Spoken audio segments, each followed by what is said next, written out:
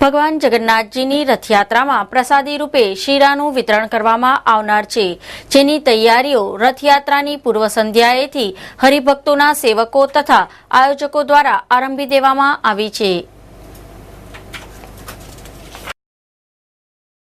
અષાઢી બીજના દિવસે વડોદરા શહેરમાં ભગવાન જગન્નાથજીની રથયાત્રા નીકળનાર છે। આ રથયાત્રામાં આયોજકો દ્વારા રથયાત્રામાં જોડાનાર તેમજ નગરવાસીઓને પ્રસાદ રૂપે શુદ્ધ ઘીનો શીરો આપવાનું આયોજન કરવામાં આવ્યું છે। રથયાત્રાની સાથે સાથે વેચીએ છીએ।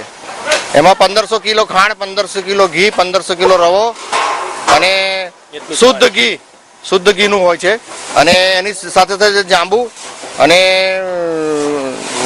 મઠ અને એ વૈડા એ બી સાથે હોય છે।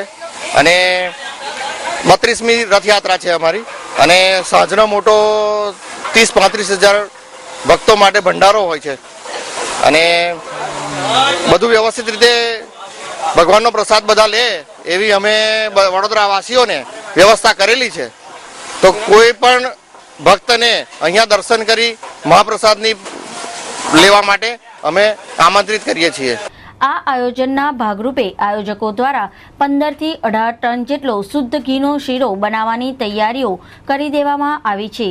આખી રાત શીરો બનાવવાની પ્રક્રિયામાં મોટી સંખ્યામાં હરિભક્તો અને સેવકો જોડાયા છે। 1500 કિલોનો પ્રસાદ બનાવીએ છીએ। કાજુ, દ્રાક્ષ, બદામ, પિસ્તા, ઇલાયચી આવે છે। એમાં સ્વાદમાં જામ ખંભાળિયા ઘી વપરાય છે। તે દર વર્ષે કરતી આ વર્ષે બે અહીંયા તો 12 વર્ષથી આવ્યા હતા।